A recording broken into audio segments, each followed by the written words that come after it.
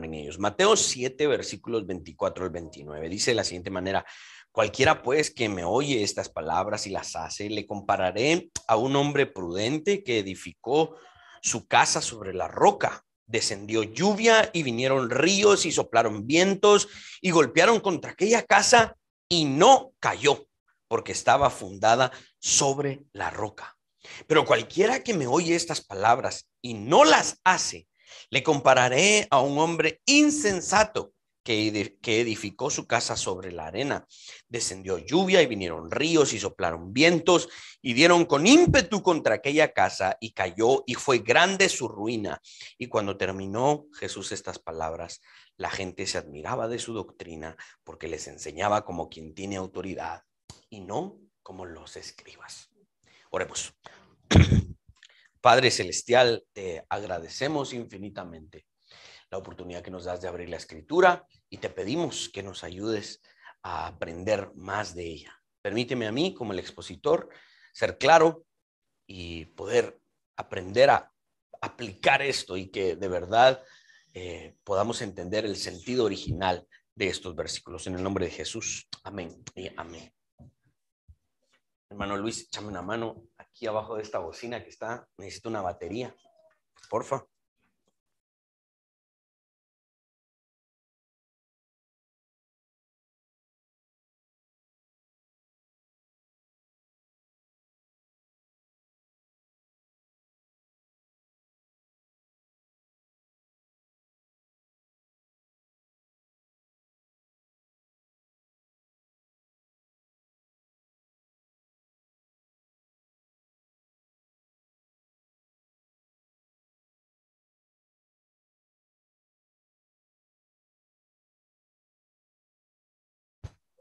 Hay varios.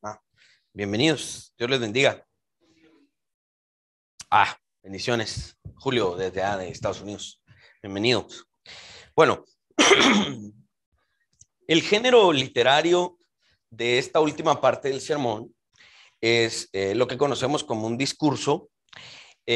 No debemos de olvidar que la probabilidad de que esto sea un asunto parabólico. ¿Qué significa eso? Que pareciera ser una parábola en algún sentido. De hecho, en las historias, cuando se cuenta esta parte a los niños, muchas veces se cuenta como que fuese una parábola, ¿sí? Como que fuese una parábola. Y porque hay un hombre insensato, hay un hombre un hombre sabio, está pasando esto, aquello, y se representa como una historia. Entonces, es un lenguaje figurativo, o Jesús está haciendo una metáfora, una comparación. ¿Quién es la base de nuestra salvación? ¿Quién es el salvador del mundo? ¿Sí? Jesucristo es quien en otras partes es representado por el simbolismo de una roca. ¿Sí? Jesucristo es representado con el simbolismo de una roca. En el Salmo 62, por ejemplo, en 1 Corintios 10. De hecho, el mismo Jesús hace referencia a sí mismo en esta enseñanza, en este pasaje, como la roca. Él es la roca de nuestra salvación. Él es la base inamovible de nuestra redención, en quien nuestra salvación y nuestra vida eterna está asegurada. ¿Sí? Si nuestra salvación fuese como una casa que necesita permanecer firme, más vale que esa casa esté fundada sobre la roca. Y nuestra salvación descansa sobre solo la gracia de Dios, solo sobre Jesucristo y su obra. No descansan sobre algún mérito, no descansa sobre algún sistema sacrificial, no descansa sobre un sistema sacramental, no descansa sobre nada más que la obra de Jesucristo. Y eso pareciera ser a veces contradictorio para la mente normal, si lo quieren ver así. Por eso es que nos reunimos los domingos para aprender que no es una cuestión de que de brazos cruzados, de, bueno, Jesucristo lo hace, vaya. No, es una cuestión de fundamento y de base sobre la cual nuestra salvación está establecida. Y gracias a esas salvaciones que podemos hacer y trabajar y construir. Si no hubiese esa base, ese punto de inicio hecho por Él, no seríamos capaces de hacer nada más. contexto histórico y geográfico es importante para entender estas últimas palabras de Jesús en el sermón. El área geográfica de Israel es predominantemente desértica y en ese primer siglo también lo era. Por lo tanto, el terreno era muy arenoso, ¿sí? Y el terreno arenoso es muy común en esa área.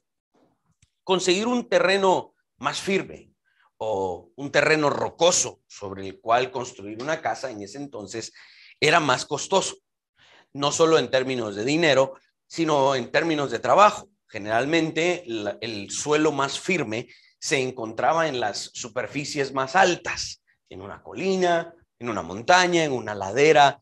Por lo tanto, ir a construir una casa allí era mucho más difícil que construir en donde todo el mundo construía. De hecho, Jerusalén se cree que era una ciudad asentada sobre un monte, ¿no? Y en ese monte pues había un terreno un poco más duro, más rocoso. Por lo general, el terreno arenoso se encontraba en las partes bajas de los lugares como los ríos, las riberas de los ríos y obviamente cerca del mar. Y el terreno duro, pues en otras partes como ya lo hablamos. Las paredes de las casas en el primer siglo, por lo común, eran de piedras tan grandes como de unos 3 metros de ancho, de grueso, o de ladrillo de barro cocido, que es lo que llamaríamos adobe. Pero a veces esas paredes de barro, ¿no?, estaban recubiertas por piedras más planas y puntiagudas para darle más consistencia a las paredes de las casas, ¿no? En los edificios más grandes, pues las piedras eran más trabajadas, más pesadas, ¿no? Y esa era como más o menos la forma en la que la gente construía en ese momento. En todo caso, las casas en el primer siglo, pues no dejaban de ser estructuras muy pesadas, ¿ok? Por ende, las casas necesitaban un fundamento sólido, un terreno lo suficientemente fuerte como para soportar el peso. El terreno arenoso, claramente, no era el indicado para pensar construir con materiales pesados, ¿ok?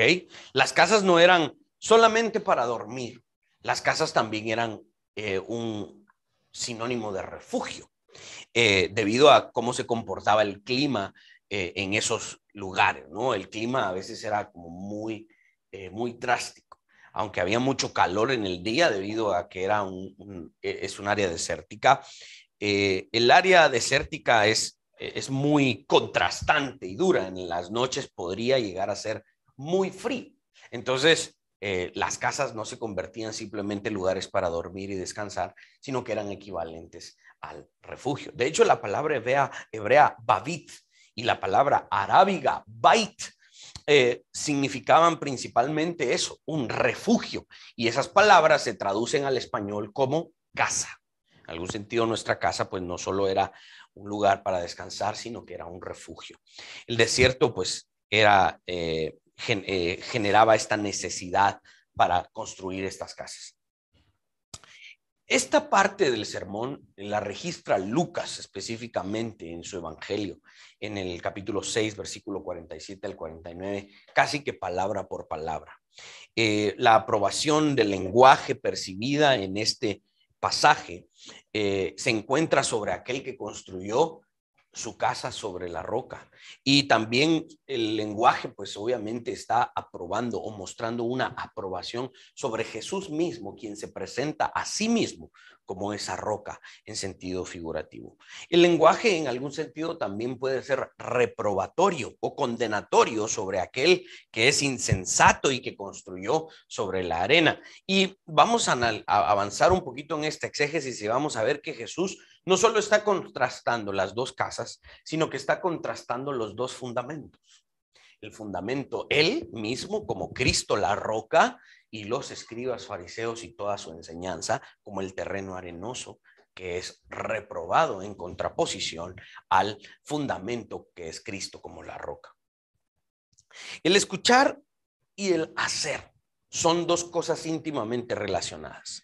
Lo vimos un poquito la semana pasada, cuando hablamos acerca de no todo el que me dice Señor, Señor entrará en el reino de los cielos, sino aquel que hace la voluntad de mi Padre. Y hablamos específicamente de aquel que solo dice pero no hace.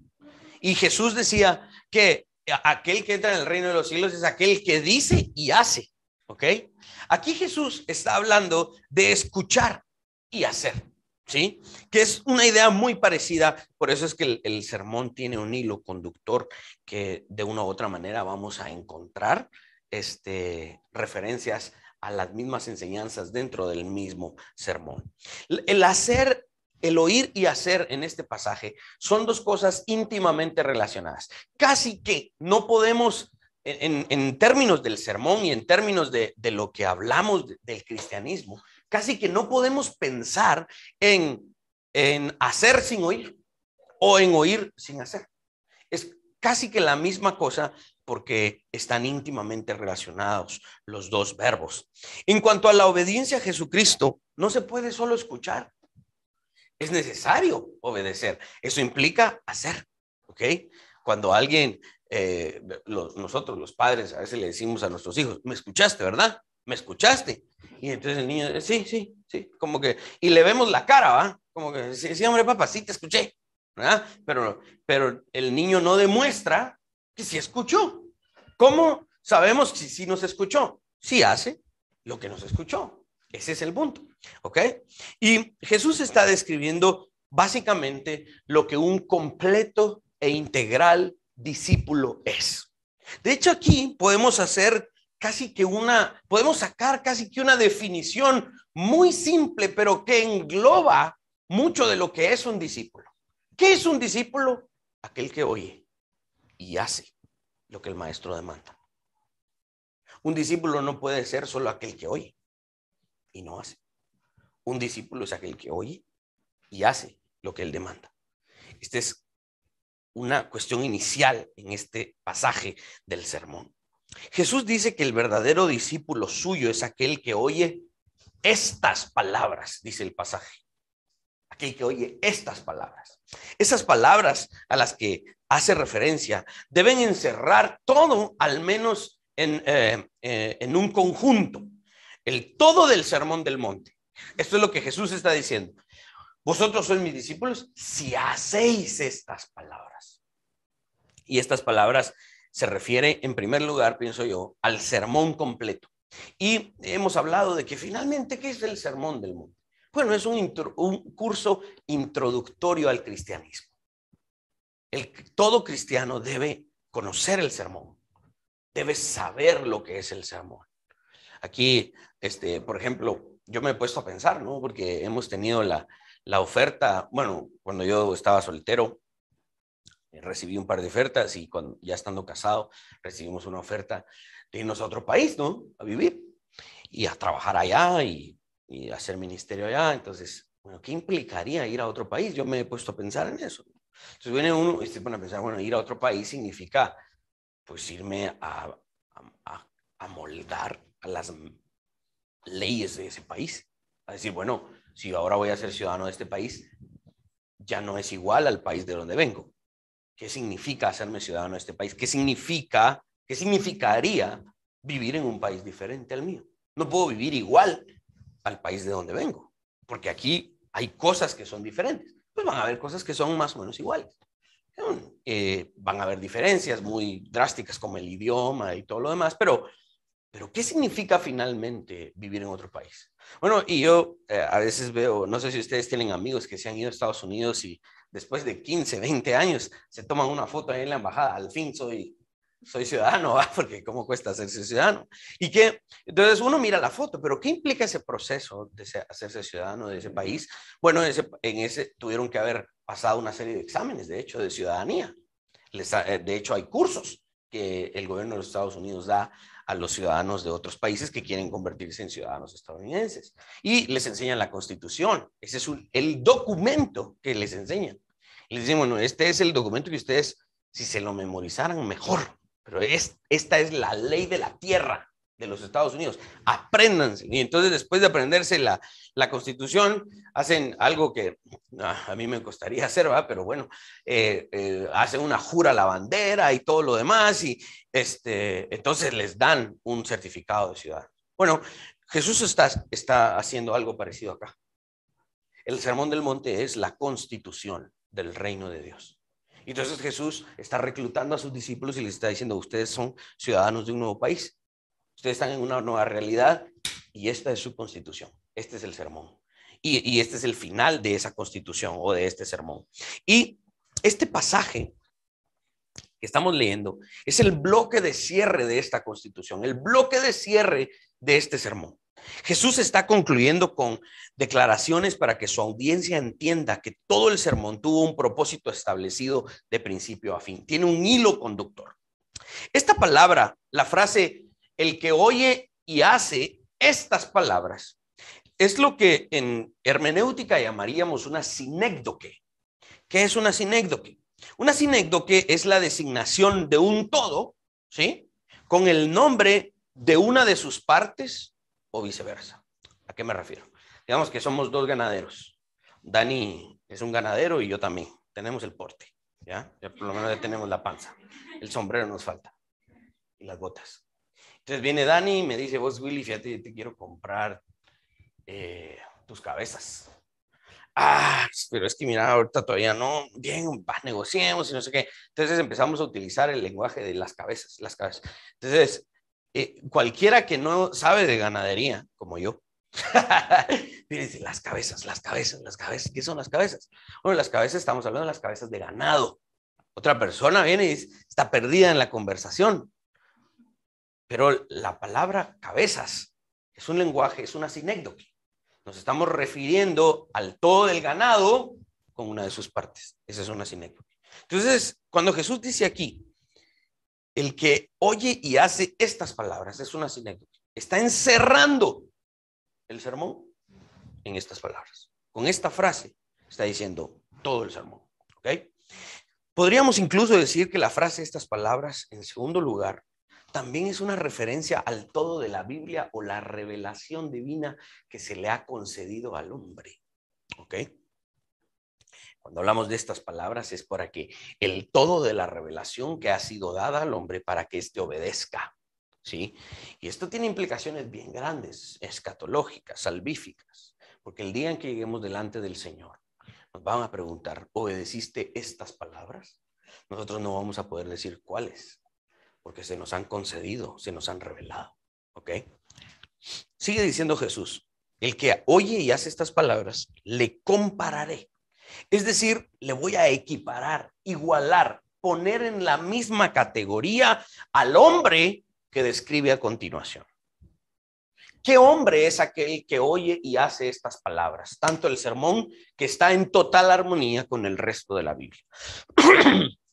Este es un preámbulo para captar la atención de la audiencia en estos momentos finales del sermón. Es como un cierre con broche de oro. Los que nos gusta el fútbol, es cuando aquel equipo está haciendo unos pases y mira ese pase, ¡ala, qué buena filtración!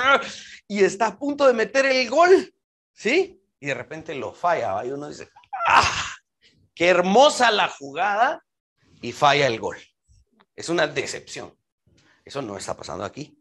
Jesús ha hecho unas jugadas maravillosas y ahorita está a punto de meter el gol y va a ser el golazo del año, ¿sí? El verdadero discípulo es igual a este hombre que será descrito en las siguientes líneas. Dice, a un hombre prudente o a una mujer prudente. Esta palabra prudente viene del griego phronimos, que significa inteligente, sabio. Ojo con esta, consciente. Esto es bien importante porque por eso es que somos creyentes y no somos incrédulos. El incrédulo no es necio porque no sea capaz de pensar. El incrédulo es necio porque no está consciente, no está vivo, está muerto en sus delitos y pecados. No es phronimos, no puede ser un hombre prudente. No puede ser una mujer prudente porque está muerto, está muerta, no está consciente. Tú y yo estamos conscientes de lo que Jesús está diciendo. Ese hombre no solo ha recibido y almacenado la enseñanza. Sí, pues, entiendo lo que Jesús está diciendo. Qué chilero esto. Sí, pues, mira qué chilero Jesús está hablando del Antiguo Testamento y cómo no lo está. Sí, pues, Es un hombre que lo entiende y lo almacena. Pero este hombre prudente es aquel que almacena y procesa la información y va y hace. No solo se queda con ella. ¿Ok? Ese hombre edificó su casa sobre la roca, del griego Petra. Esa palabra Petra es la palabra que se traduce como roca sólida o roca nativa, la roca que se eleva a través de la tierra. Lástima que no tenemos, que sea para eso me hubiera gustado aquí una pantalla para mostrarles una foto. A veces creemos en una roca como de esas con las que uno se tropieza, o una de esas rocas que son un poquito más grandes donde uno se puede sentar. Uno piensa en que esa es la roca Petra. Si no estoy mal, es en Venezuela, donde vi una foto de una montaña gigante, gigante. Y dicen, esta es, y toman la foto de lejos, como que de un helicóptero o algo así, porque es una roca gigante, ¿no? Y es una sola unidad, y dicen que es la roca más grande del mundo. Es una roca que no llegó allí, sino que a lo largo de los siglos fue una roca que se elevó sobre la superficie y empezó a elevarse, a elevarse, a elevarse, a elevarse y llegó a ser una montañota. Pero es una unidad, es una roca gigantesca. Y hay una persona, en esa foto hay una persona parada encima de esa roca y la persona se mira como microscópica y la roca es gigantesca. De eso estamos hablando. No estamos hablando de una piedra chiquita que uno puede agarrar con la mano. Estamos hablando de la Petra. Por eso Jesús se pone a sí mismo como esa roca. Un hombre que edificó con un propósito de proveer un techo y un refugio para sí y para los suyos, para su familia. Un hombre que planificó para el futuro. Un hombre que dijo, las lluvias van a venir, los vientos van a venir. Más vale que construya así. Este es el hombre prudente, consciente, ¿sí? Él sabía que los ríos se iban a desbordar, que los huracanes iban a pegar contra su casa, por lo tanto dijo, voy a construir acá. Y pensando en eso, construyó para soportar todo lo que le iba a sobrevenir. Es importante notar lo siguiente, quiero de verdad hacer énfasis en esto. Las lluvias, los ríos, los vientos son elementos naturales que todos necesitamos y fueron creados por Dios como parte de la creación, valga la redundancia, y para beneficio de los seres humanos. ¿Ok? Ahora, en el sentido parabólico del que estamos analizando este pasaje, ¿sí? En el sentido del discurso figurativo, Jesús está hablando de estos elementos, en el sentido de la enseñanza, que deben ser entendidos en una proporción exagerada. Los ríos, los vientos son en este contexto para ofender, para destruir. ¿Ok? El desborde de los ríos, los vientos, las tempestades que pegan contra esa casa, vienen con el objeto de destruir, de ofender. ¿Sí? Y no estamos hablando aquí de lluvia, ay sí, ojalá llueva para que mis plantitas crezcan. No, estamos hablando de lluvias torrenciales para destruir. Esto es en el sentido de la enseñanza. ¿Por qué les hago esta aclaración? Y ahí en sus notas puse una referencia del comentario de D.A. Carson en Mateo, que me gustó mucho cuando lo escribió él, y dice, solamente las tormentas revelan la calidad de trabajo de ambos constructores. ¿Cómo sabemos?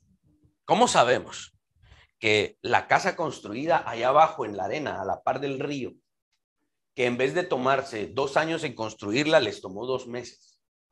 ¿Cómo sabemos que esa casa es tan sólida y aguanta como esta casa que no hay modo que terminemos porque estamos construyendo sobre la roca y nos está costando más dinero, más tiempo, más trabajo?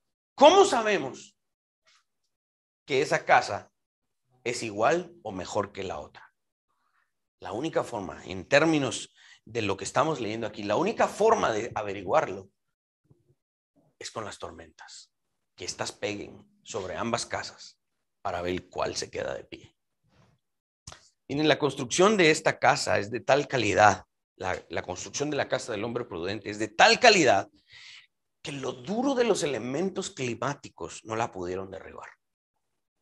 Pero es de central importancia hacer énfasis en la clave del por qué esta casa no fue derribada. Y Jesús menciona por segunda vez esta frase, la clave, porque está fundada sobre la roca. Y esto era lo que yo les decía. Algunas veces creemos que este pasaje está hablando de la casa, salud, de nuestra casa, ¿sí? Estamos pensando, sí, pues más vale que yo construya mi casa sobre la roca, sí, mi casa, yo quiero ser como ese hombre prudente. Y nos enfocamos mucho cuando leemos este pasaje en nosotros y lo que nosotros podemos construir. Pero yo quiero proponer que lo que estaba viendo yo en la exégesis es que este pasaje está haciendo mayor referencia y mayor énfasis al fundamento. Porque es el fundamento el que no depende de nosotros y es el fundamento el que finalmente se tiene que llevar el crédito. ¿Saben por qué? Porque una casita, por simple, por champita que se mire, pero que está fundada sobre un buen fundamento, va a permanecer. ¿Sí? El crédito se lo debe llevar el fundamento o aquel que es el fundamento, quien es Cristo. Es claro, pues, que para Jesús el tema central de este pasaje y también para la conclusión de su sermón es el fundamento sobre el que se edifica. La idea de la base sobre la cual se edifica es el tema medular de la enseñanza de Jesús. Jesús estaba llevando a su audiencia a un plano de construcción, ¿sí? Y uno que no era ajeno a la cultura circundante. Es decir, esta escena de la construcción de una casa sobre la roca no era difícil para la gente de entender, porque todos en alguna manera tenían una casa donde vivir y de una u otra manera habían estado involucrados en la construcción de su casa. Era algo con lo que la gente podría relacionarse inmediatamente. No era una enseñanza utópica, fantasiosa, así pues saber qué es una construcción, saber qué es una casa. No, la gente podía palpar esa enseñanza y decir, sí, pues Jesús está usando estos elementos para ayudarme a entender mi caminar, mi pensamiento, mi entendimiento, mi adoración, mi forma de vida y de entrega al Dios en el que digo creer. Jesús avanza en su enseñanza, como generalmente lo ponen escritores judíos, por medio de un dispositivo literario que conocemos como el contraste o un paralelismo de contraste. Y Jesús inicia de la misma manera, ya pintó, ya explicó qué es el hombre prudente y ahora avanza a un contraste, algo que se opone totalmente a lo que acaba de explicar. Inicia de la misma manera que las líneas anteriores, pero hace una pequeña diferencia. Esta es la que marca todo el contraste. Dice el verso 26, pero cualquiera que me oye estas palabras, al igual que el otro hombre, pero la diferencia aquí es, y no las hace. El primer caso es el hombre que oye estas palabras y las hace. Aquí está hablando de aquel que oye, pero no las hace. Y por eso es que el juicio de Dios es bien merecido por toda la humanidad. Porque las palabras de Dios se escucharon. Dice el Salmo 19, y las palabras salieron a todos los confines de la tierra. Romanos 1 es la epítome de esto, porque Dios dice que su justicia y su ira se revelaron desde el cielo por medio de las cosas creadas. Es decir, Dios se reveló. Todos escucharon, pero solo los elegidos hicieron. Los incrédulos no hicieron. Y aquí están englobados, pintados, están en conjunto todos aquellos que merecen el juicio de Dios, porque escucharon, pero no hicieron. Aquí parece ser que Jesús encierra en el mismo grupo a los contrarios, los fariseos, los escribas, el árbol malo, los que caminan o transitan por el camino ancho y la puerta ancha que va hacia la perdición. Todos ellos son estos que escucharon, pero no hicieron. los falsos seguidores, etcétera. Al final del día, todos estos escucharon a Jesús, unos para buscar el error de Jesús y buscar de qué acusarle, y otros para realmente aprender. Sí. La única y a la vez contundente diferencia entre los unos y los otros son esas pocas palabras, y no las hace. A este hombre que escucha pero no hace, Jesús lo compara, lo equipara, lo pone en la misma categoría de aquel hombre insensato. La palabra insensato al español se traduce de una palabra en griego que dice moros, ¿sí? Moros. La palabra moros significa necio, sin entendimiento, sin erudición, imprudente, sin previsión ni sabiduría. Por eso es que en Europa, allá por la Edad Media, cuando los bárbaros invadían los reinos establecidos, ¿contra quién están peleando? Contra los moros. ¿Saber quiénes eran? Porque eran bárbaros y les llamaban así porque no tenían entendimiento, eran destructores, eran imprudentes, eran simplones, simplemente el deseo de destruir. Este es el hombre imprudente, un hombre que ha escuchado al maestro, incluso uno que lo ha escuchado durante mucho tiempo, ¿ok? Que incluso ha almacenado información y enseñanza de su maestro, pero no es lo suficientemente sensato como para tomar esa información y hacerla. Lo voy a poner con dos términos que a mí me parecen bien importantes. Es aquel que ha recibido, escuchado, pero no tiene ni la valentía para ponerlo en práctica. Y no lo pone en práctica porque finalmente es un hombre o una mujer inmoral. Está inhabilitado, incapacitado moralmente para poner en práctica lo que ha recibido. D.A. Carson comenta sobre este hombre. Ahí creo que se los puse en sus notas. Dice, aquellos que solo pretenden tener fe, quienes tienen un simple compromiso intelectual o quienes disfrutan a Jesús en pequeñas cantidades, son constructores necios. Cuando las tormentas de la vida vienen, sus estructuras no engañan a nadie y sobre todo no engañan a Dios. Es aquel hombre que dice, yo sé. Sí, yo he leído ese tu libro de la Biblia. Sí, yo he leído incluso a otros teólogos. Sí, yo he visto esto, yo he visto aquello. Yo conozco, yo sé. Y entonces parece que ha construido su casa. Y uno dice, qué bonita su casa, ¿cómo la construyó? Porque parece una persona que entiende y sabe. Pero a la hora de las tormentas, a la hora de rajar ocote, a la hora que de verdad hay que demostrar cuánto vale eso que conocen, no se sostiene. ¿Por qué? Porque es este hombre insensato que disfruta a Jesús en pequeñas cantidades. Solo dame un poquito. Es como que con los mexicanos, ¿no? Échale salsa a los tacos, pero para eso la salsa es el picante, ¿no? Entonces viene uno de guatemalteco chillón con el picante y dice, no, dame solo un poquito. Y no aguanta, ¡ay, qué picante! Porque un poquito le echa uno. Entonces el mexicano diría, no sabe comer, porque quiere el picante en pequeñas cantidades. Y uno dice, es solo para darle sabor. Ese es el cristiano insensato, inmaduro. Ese es ese hombre necio que dice, solo quiero un poquito de Jesús. No sirve. Lo disfruta en pequeñas cantidades. No se quiere llenar la boca de picante y decir, qué buena está esta cosa. Dame más. Este hombre insensato, imprudente, como yo les decía, finalmente es un hombre inmoral. No es uno capaz de escuchar y aprender. No es uno capaz de escuchar y hacer.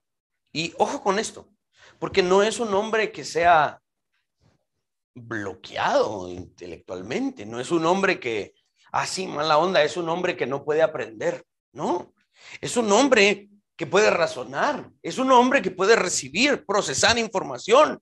No estamos hablando de una supuesta desventaja intelectual aquí, no. Estamos hablando de un hombre que es capaz de recibir, pero no es lo suficientemente valiente como para hacer. Decimos que no es uno que está limitado o injustamente en desventaja, ya que éste también es capaz de construir y edificar su casa. En términos de la parábola o en términos de la enseñanza, construyó su casa sobre la arena. Es un hombre que puede en ese sentido, pero moralmente incapacitado, porque se rehúsa a construir sobre la roca. Quiere construir sobre lo que él considera que es el fundamento. Entonces dice, yo puedo construir. Si yo quisiera, podría ir a construir allá con vos a la roca. Pero no, vos por tonto te estás yendo a construir a la roca. Ese no es el fundamento. Yo te voy a enseñar. Entonces cree ser sabio en su propia opinión y construye sobre la arena pensando que ese fundamento es bueno. Jesús está contrastando tanto a estos dos hombres, como yo les decía, y también está contrastando los tipos de fundamento. Debido a la lectura y el análisis que hemos traído de este sermón desde el principio, podemos concluir con claridad absoluta que el fundamento que no proviene de las enseñanzas de Jesús es terreno arenoso. En ese momento en el que Jesús está enseñando, la vida y enseñanza de los fariseos saltan como ese contrincante falso, arenoso, a la roca verdadera. La casa de este hombre insensato también es golpeada por las lluvias y los ríos y los vientos. Pero es interesante notar que dieron con ímpetu contra aquella casa. Dice, la palabra ímpetu viene del griego proskopto, que significa ofender. Por eso yo les decía, ofender, golpear, dice que es este verbo, ¿sí? Con intensidad, como con el objetivo de destruir. Y miren lo maravilloso del contraste. Los vientos, las lluvias y los ríos dieron tanto contra la casa fundada sobre la roca como contra la casa fundada sobre la arena. Dios está tratando a los dos igual para ver quién se queda parado. No es que está, sí, al de la roca como me obedeció, no le mandes lluvia, mandale chipi chipi, ni que fuera Cobán, no, o sea, al que construyó sobre la roca, le mandó también el torrente, le mandó las lluvias, le mandó todo el ímpetu, y también a la de la arena. El objetivo es, vamos a ver, quién se queda de pie. Este es el punto. Las lluvias, los ríos desbordados y los vientos vinieron con el objetivo de probar ambas casas. No solo la casa que fue construida sobre la arena. Y esta casa fue derribada. La casa de la arena, del hombre insensato. Y dice dice el pasaje que su ruina fue grande. La palabra grande viene del griego y todos estamos muy familiarizados con ese griego. Megas. ¿Cuántos megas tiene tu internet? ¿Cuántos megas tiene tú? Eso significa la palabra grande en griego, megas. Pero hay otras connotaciones de esta palabra. La palabra megas puede significar importante, sorprendente, en el sentido más amplio, ¿no? ¡Hala! La ruina no es, ay, mira, sí se cayó. Sí, mira, se le cayó, pobrecito, mira, se le cayó la cosa esa que está arriba de la puerta. No, se cayó toda. Entonces, cuando yo no he tenido la oportunidad de estar ahí presencialmente, digamos, en persona, he visto unos cuantos videos, pero allá en Nueva York, al principio, cuando acababan de caerse las Torres Gemelas, cuando, bautizaron esa área como la zona cero, ¿no? Y cuando llegaba, la gente miraba la destrucción. Decía, ¡wow! ¿Esta onda sí? ¿Qué destrucción? O sea, sí era sorprendente. No es cuando a mí se me cae la cosita es el sedazo de la ventana, hay que arreglarlo otra vez. No es esa caidita simple. No, es una destrucción grande. Eso es lo que está diciendo Jesús. Cuando el hombre necio se le destruye su construcción, es una ruina muy grande. ¿Sí? Quiero hacer referencia a lo magistral de esta enseñanza de nuestro Señor, porque cuando la casa fundada sobre la roca no es derrumbada, muchos no se asombran por eso. Muchos dicen, ¡Hala! La destrucción de aquella casa. ¡Hala! Gran, sí que grande. Y esta, sí se quedó de pie. Sí, de plano, porque mira, no se asombran de que la casa quedó en pie. Esa es la implicación. El asombro de la destrucción es tan grande como el asombro de aquella que no se cayó. A eso estamos llamados. O sea, yo realmente admiro el fundamento, como el fundamento no permitió que la casa de este hombre no se cayera. Jesús estaba enseñando a su audiencia, a sus discípulos, que las lluvias, los ríos y los vientos iban a venir sobre ellos. Jesús podría estar hablando sobre la persecución y la tribulación que se avecinaba, ¿sí? Y no es casualidad que tanto sus discípulos como los fariseos iban a padecer. Antes del año 70, en ese primer siglo, la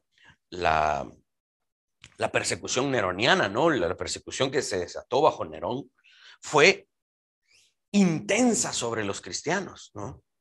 Pero cuando los judíos se rebelaron en contra de los romanos, la persecución la guerra en contra de los judíos fue así también de intensa. Tanto los cristianos como los judíos experimentaron las lluvias y los torrentes por medio de las legiones romanas. ¿Sí? La tribulación y la persecución no solo iban a ser para los discípulos de Cristo.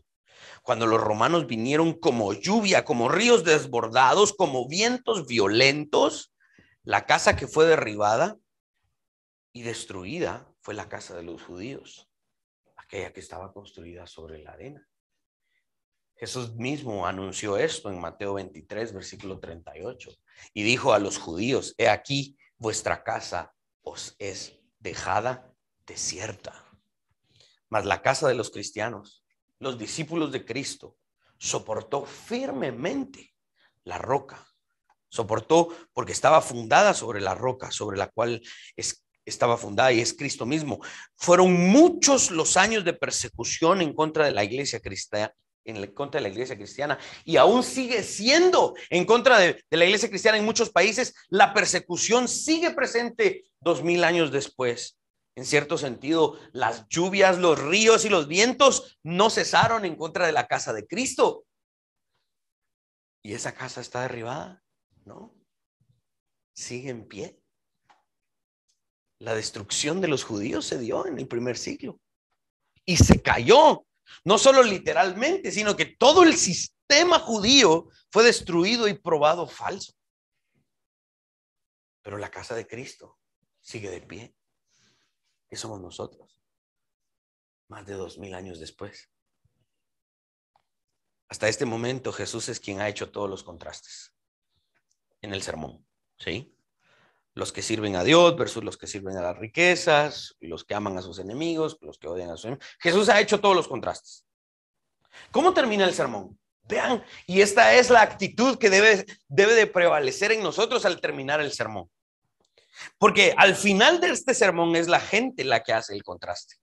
Miren lo que dice los versos 28 y 29. Y cuando terminó Jesús estas palabras, la gente se admiraba de su doctrina, porque les enseñaba como quien tiene autoridad y no como los escribas. Jesús ha estado haciendo los contrastes, y al final, cuando Jesús dice, esta es la conclusión del sermón, la gente viene y dice: wow, de verdad que hay una diferencia. Este es un verdadero maestro y los escribas son falsos maestros. Esta impresión y hasta seguridad que la gente obtiene después de su encuentro con Cristo, solamente es Él capaz de producirla. La gente se admiraba, se asombraba por la única razón de que Él tenía y sigue teniendo, no autoridad, toda autoridad. No existía fariseo o grupo de líderes que tuviese oportunidad frente a Jesús. Nuestro Señor no hizo uso de fuerza física o de militares o de armas, porque el poder más grande que nuestro maestro tenía era el que emanaba de sus labios. Cuando Pedro sacó la espada y le cortó la oreja a un soldado, Jesús le dijo: no, hombre, Pedro, estás mal, man.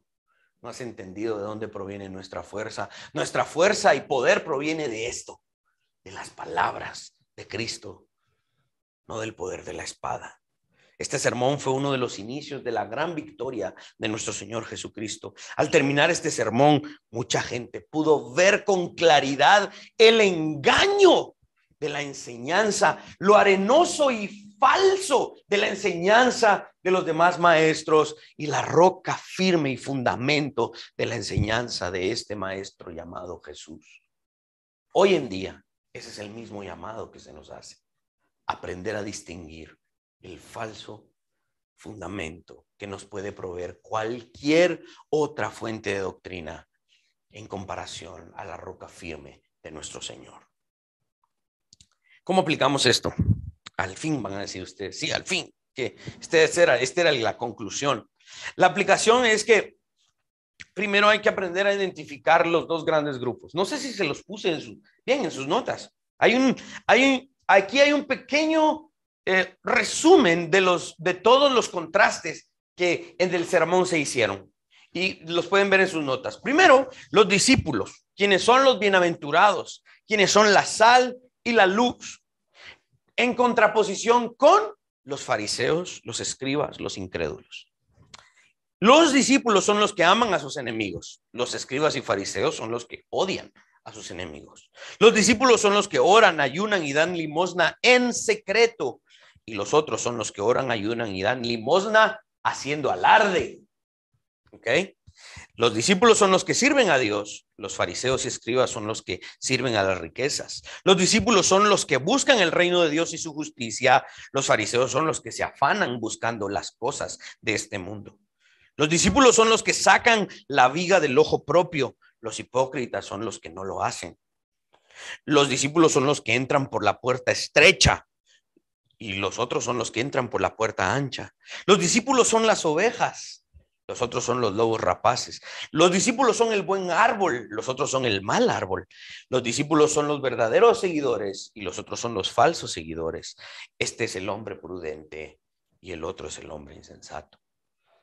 Este es un pequeño resumen de todos los contrastes que Jesús hace en el sermón. Al concluir nuestro estudio del sermón, es muy claro que este es el punto de hacer el contraste, y préstenme mucha atención, éramos parte del grupo de los fariseos y de los escribas, todos y cada uno de los que estamos aquí. Aunque tal vez no portamos el título de fariseo y escriba, créanme, en ese lado del contraste estábamos. Éramos hipócritas, malos árboles, llenos de inmundicia. Éramos esa mala parte del contraste. Y ahora por gracia formamos parte del otro lado del contraste, quienes son los discípulos. Gracias a su misericordia, ya no estamos en el lado equivocado del contraste, sino que ahora somos discípulos por su misericordia, por su gracia y su bondad. Miren, podríamos utilizar estos contrastes a lo largo del sermón para ubicarnos de mejor manera en el equipo correcto. Si tenemos la certeza de ser los discípulos de Cristo, las características de estos, todo ese lado bueno del contraste, todo ese lado bueno del contraste puede ser un excelente listado de cosas que podemos abrazar y hacer. Porque si entendemos todo lo que Jesús está diciendo ahí y no somos capaces, valientes de ponerlo en práctica, no merecemos llamarnos discípulos. En cuanto a las pruebas y tribulaciones que estamos hablando en este pasaje, no vienen solo sobre los creyentes, también vienen sobre los incrédulos, y estas vienen con la misma intensidad como lo vimos en las dos casas. Pero el creyente no es derribado debido a su fundamento. La Biblia pone dos ejemplos, quiero que los veamos rápidamente.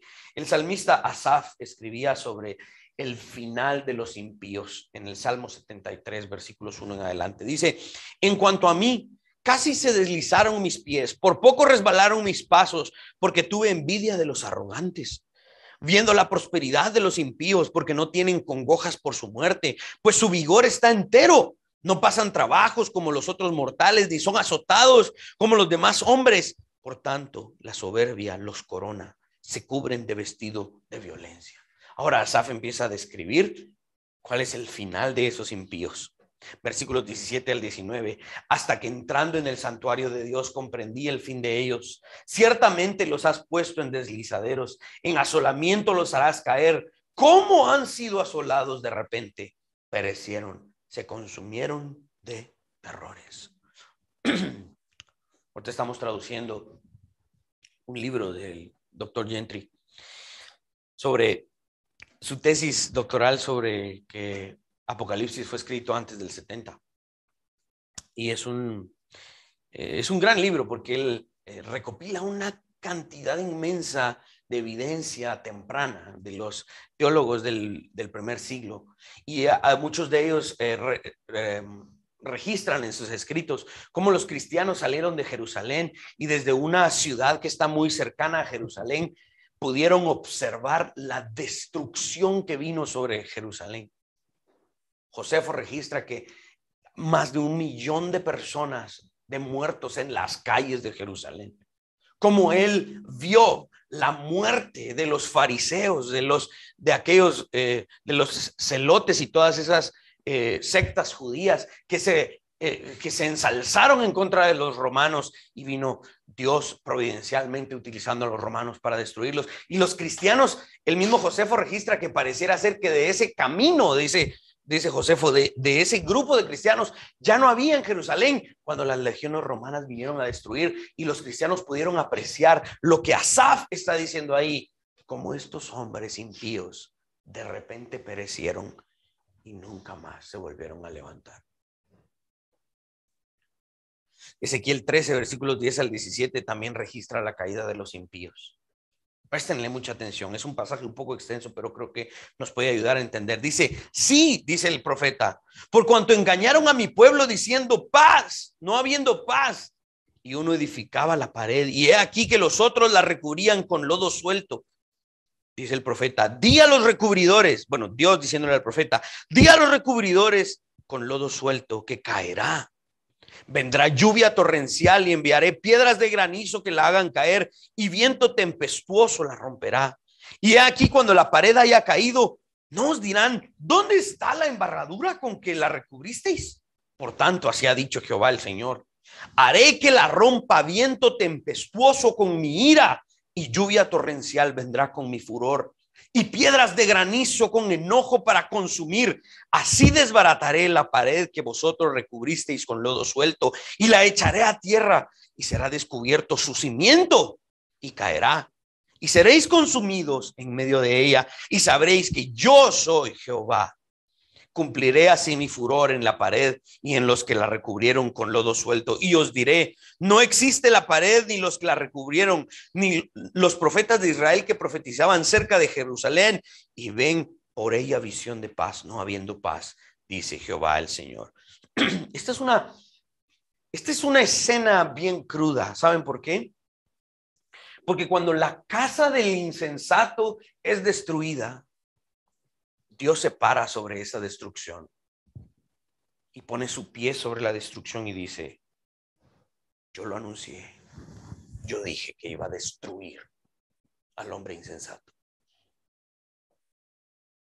Este es Dios manifestando su poderío, Dios manifestando lo cruel de su juicio, porque el insensato eso es lo que merece.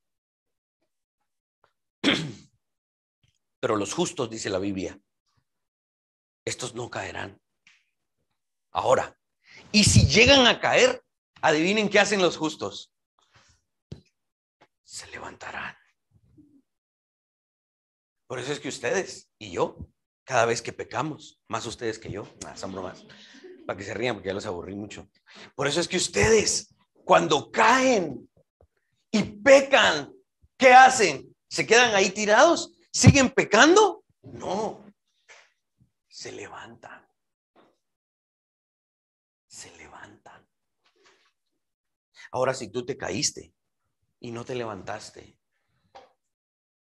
analiza bien si eres un justo, si eres un prudente o un insensato. Porque si no te levantas de donde caíste, entonces no eres un verdadero discípulo. Dice Proverbios 10:30, el justo no será removido jamás, pero los impíos no habitarán en la tierra. Proverbios 24:16 dice, porque 7 veces cae el justo y vuelve a levantarse, mas los impíos caerán en el mal.